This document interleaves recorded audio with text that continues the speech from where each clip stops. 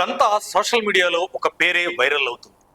Cockroach Janata party లేదా సిజేపీ. పేరు విన్నాక మొదట జోక్లా అనిపిస్తుంది, కానీ ఈ పార్టీ వెనుక ఉన్న కోపం, వ్యంగ్యం, యువత అసంతృప్తి మాత్రం అసలు జోక్ కాదు.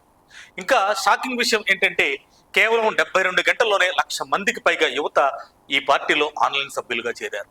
ఇన్స్టాగ్రామ్లో లక్షలు కాదు, మిలియన్లలో ఫాలోవర్లు. ఎక్స్ ప్లాట్ఫామ్లో కూడా భారీ ట్రెండ్. అసలు ఈ కాక్రోచ్ పార్టీని స్టార్ట్ చేసింది ఎవరు? దీనికి లీడ్ చేస్తున్న వ్యక్తి పేరు అభిజిత్ దీప్కే. బోస్టన్ యూనివర్సిటీలో చదువుతున్న ఈ యువకుడు మీమ్స్, సెటైర్, డిజిటల్ క్యాంపెయిన్లతో కొత్త తరహా ఉద్యమాన్ని స్టార్ట్ చేశాడు. కానీ ఈ పార్టీ ఒక్కసారిగా అలా ఎలా పుట్టింది? ఇక్కడే కథలో అసలు ట్విస్ట్ దాగి ఉంది. మే 15న సుప్రీంకోర్టులో జరిగిన ఒక విచారణ సమయంలో కొన్ని సోషల్ మీడియా యాక్టివిస్టులు మీడియా వ్యక్తుల గురించి బొద్దింకల్ లాంటి వాళ్ళు అన్నట్లుగా కామెంట్స్ వచ్చాయన్న వార్త వైరల్ అయింది.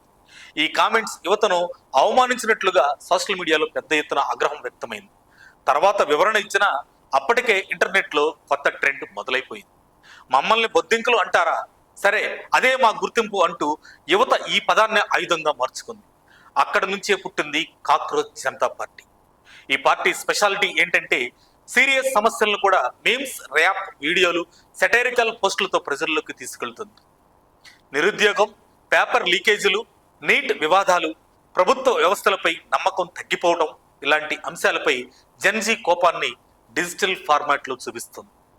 మైబీ కాక్రోచ్ అంటూ వేలాది యువత సోషల్ మీడియాలో పోస్టులు పెడుతున్నారు. ఇంకా షాకింగ్ విషయం ఏంటంటే ఈ పార్టీ మేనిఫెస్టోలో కొన్ని డిమాండ్లు ఇప్పుడు వైరల్ అవుతున్నాయి. మహిళలకు 50% రిజర్వేషన్, పార్టీలు మారే ఎమ్మెల్యేలకు ఎన్నికల నిషేధం, గోధీ మీడియాపై విచారణ, పేపర్ లీకులపై కఠిన చర్యలు. ఇవి అన్నీ మీమ్స్ స్టైల్లో చెప్పినా చాలా మంది యువత మాత్రం సీరియస్గా తీసుకుంటున్నారు. ఇప్పుడిప్పుడే రాజకీయ నాయకులు కూడా ఈ ట్రెండ్పై రియాక్ట్ అవుతున్నారు. కొంతమంది ఎంపీలు కూడా సెటైరికల్గా ఈ పార్టీలో చేరాలని కామెంట్లు చేస్తున్నారు. అయితే ఇది నిజంగానే రాజకీయ పార్టీగా మారుతుందా, లేక ఇంకొన్ని రోజుల్లో చల్లారిపోయే ఇంటర్నెట్ ట్రెండ్ మాత్రమేనా? అదే ఇప్పుడు దేశవ్యాప్తంగా హాట్ డిబేట్.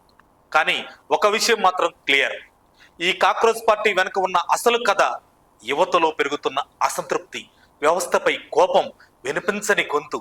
మరి ఈ డిజిటల్ ఉద్యమం భవిష్యత్తులో నిజమైన రాజకీయ ఉద్యమంగా మారుతుందా? మీ అభిప్రాయం ఏమిటి? కామెంట్లో తప్పకుండా చెప్పండి. ఈ వీడియో నచ్చితే లైక్ చేయండి, షేర్ చేయండి, సబ్స్క్రైబ్ చేయండి.